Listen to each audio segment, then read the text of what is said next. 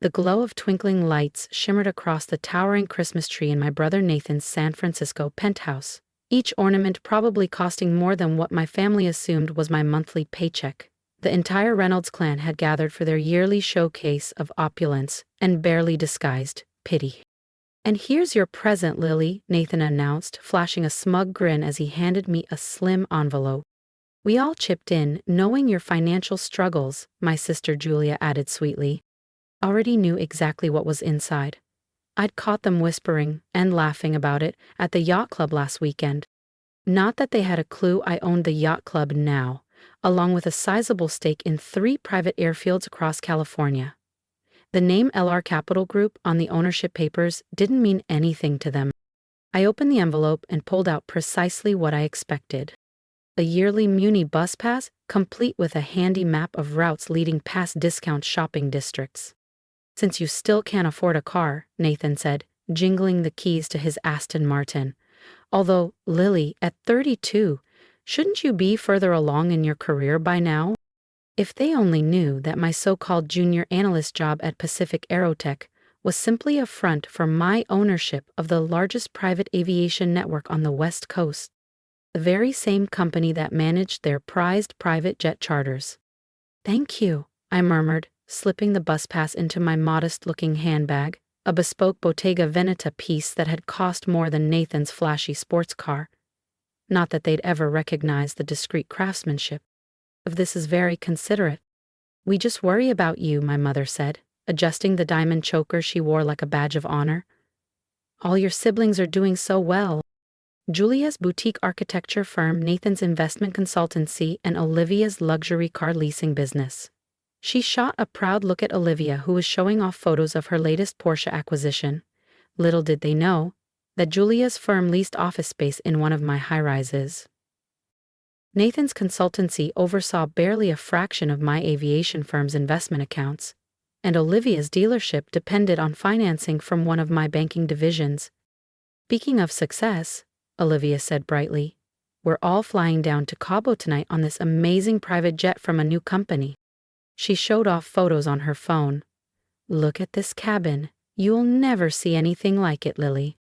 I hid my grin, recognizing the custom cabin I'd personally designed for our flagship jet, complete with my initials carved into the wood panels. "What time's your flight?" I asked casually, glancing at my phone. My pilot had already texted me their finalized passenger manifest. 9 p.m., Nathan declared, "though we should get to the terminal early to enjoy the VIP lounge." "Not that you'd know anything about that, bus pass girl," Nathan sneered, slipping his phone back into his pocket. Just then, my own phone buzzed with a secure alert from my head of operations. "Miss Reynolds, final checks complete on Jet LR1 for the Reynolds family flight. Shall we reveal your ownership during pre-flight?" I slipped my phone away, suppressing a grin. "I might head out too," I said, standing and smoothing the sleeve of my cashmere sweater. "Work calls, you know how it is. Well, maybe you don't, with your flexible executive schedules." Julia let out a sharp laugh, the sound laced with superiority. "Right, your little desk job. Don't worry, Lily, we'll send you photos from Cabo. You can live vicariously through us." If only they knew they'd be living vicariously through me in about 2 hours. "Thanks again for the bus pass," I said lightly, heading for the door. "Have a safe flight." As I stepped into the hall, I fired off a quick text to my pilot. "Let's make this interesting. Keep them waiting in the main terminal first. I'll be in my private hangar." The real Christmas gift would be seeing their faces when they discovered who truly owned their precious lifestyle. 2 hours later, I lounged in the velvet chairs of my private hangar's executive suite, nursing an espresso and watching live security feeds with silent amusement. My siblings had just arrived at San Francisco International, strutting through the main terminal, putting on a show for the staff and other passengers. "They're demanding to see the owner," my assistant Priya messaged. "Apparently the main terminal isn't glamorous enough for the Reynolds family." I chuckled, crossing my legs and adjusting the sleek navy dress I'd changed into, the perfect outfit for the owner of Pacific Aerotech. "Let them wait 10 more minutes, then bring them to hangar LR1. On the security feed, I spotted Julia pacing in her towering heels, Nathan lecturing a polite staffer who happened to hold 3 aerospace engineering degrees, and Olivia snapping selfies beside the floor-to-ceiling windows, carefully cropping out the crowds behind her. "Do you know who we are?" Julia's voice carried clearly through Priya's live audio feed. "The Reynolds family is one of the most important families in the Bay Area." "Of course, ma'am," Priya replied smoothly. "The owner is aware of your status." My mother, stepping forward with her signature charm offensive, tried her usual angle. "Perhaps we could speak to someone higher up. We're personally acquainted with many aviation executives." "The owner will meet you shortly," Priya assured her. "In fact, we're to escort you to the private hangar now." The camera followed their little procession across the tarmac, trailing security personnel and ground staff. They preened and waved, convinced the red carpet treatment was for their benefit alone, rather than because I'd orchestrated every detail. "This is more like it," Nathan declared, straightening his designer tie, "though I've never heard of an LR Capital Group before." Olivia squinted at the discreet gold lettering stenciled onto the hangar doors. "Pacific Aerotech? Wasn't that the name Lily mumbled about once when she was rambling on about her boring job?" "Please," Julia scoffed, rolling her eyes. "Lily can barely scrape together enough for bus fare. She's probably sorting paperwork in some dingy back office." Slowly, the massive hangar doors rolled open, revealing my pride and joy, a custom Gulfstream G650R gleaming under spotlights, its sleek white fuselage accented with my company's elegant navy and silver logo, and, more importantly, my initials subtly engraved near the tail. The flight plan to Cabo was already programmed into the avionics. "Welcome to Pacific Aerotech," Priya announced brightly, ushering them forward. "The owner will see you in the private lounge." They trailed her into my executive lounge, still completely oblivious to what awaited them. The room exuded an understated elegance: pale oak paneling, custom Italian furniture, and soft recessed lighting, the kind of luxury that murmured wealth rather than screamed it, entirely wasted on my family's flashy tastes. "The owner must be some tech billionaire," Olivia mused, snapping endless photos for her social media feed. "Lily would die if she ever saw this." With a smirk, I pressed a button beneath my desk. A hidden door in the wood-paneled wall silently slid open, revealing my private office beyond. "Actually," I said, stepping through the doorway, "Lily has seen it. Many times." The looks on their faces were better than any Christmas gift they could have ever given me. Julia froze mid-thought. Nathan blinked like he'd forgotten how. Olivia lowered her phone, mouth open. The change in my siblings over the following weeks was downright delightful. Every time they tried to reclaim their illusion of superiority, reality slapped them back into place. Julia was the first to try, breezing into my downtown office without an appointment. "Lily, darling," she purred, clutching her designer handbag like a life preserver. "About my architecture firm's lease in your high-rise." "The one where you're 3 months late on payments?" I interrupted, eyes still on the tablet in front of me, displaying her company's grim financial reports. "Funny how you managed to pay for that new Range Rover but not your rent." I can explain." "No need," I said, finally meeting her gaze with a cool smile. "I've arranged a new office space for you. In the basement, next to the building's maintenance closet, much more affordable." Nathan tried a different route, cornering me over lunch. "We should discuss possible synergies," he suggested, voice oily. "My firm could handle your aviation portfolio." "Like you've handled your client's money?" I pulled up his firm's audit on my phone. "These hidden fees are creative. The SEC might agree." He pushed away his untouched lunch, suddenly pale. Then came Olivia, bringing up her luxury car business during a family dinner. "About the financing division that backs our sales. And if you think Olivia's about to escape unscathed, think again. Hit subscribe so you don't miss how I turn the tables on her next." "Is now requiring full documentation and actual credit checks," I finished coolly. "No more special treatment for your social circle." My mother, ever the master manipulator, decided to switch tactics. She organized a reconciliation dinner at her cherished yacht club, unaware that I'd quietly purchased it 2 months earlier through one of my holding companies. "We need to show a united front," she declared over a glass of imported Pinot. Family image is everything. Is it? I asked mildly, signaling to the maitre d'. Like when you all gave me a bus pass for Christmas? Right on cue, the maitre d' appeared beside our table, carrying a silver tray laden with envelopes. Each bore my family members' names. These are copies of your recently revoked club memberships, I said.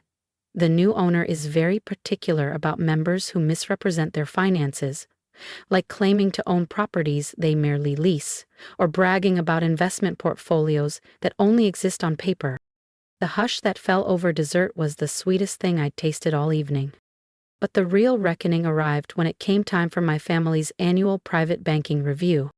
Each of my siblings received a polite letter from their bank, a bank I discreetly acquired 6 months prior, requesting updated asset verifications and source of funds declarations. This is harassment, Julia exploded at the emergency family meeting they'd convened to deal with what they were now calling the Lily situation.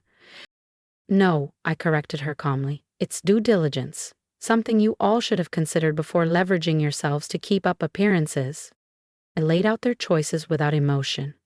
They could either accept reality, living within their true means and actually working for their success, or face the consequences of years of financial fakery.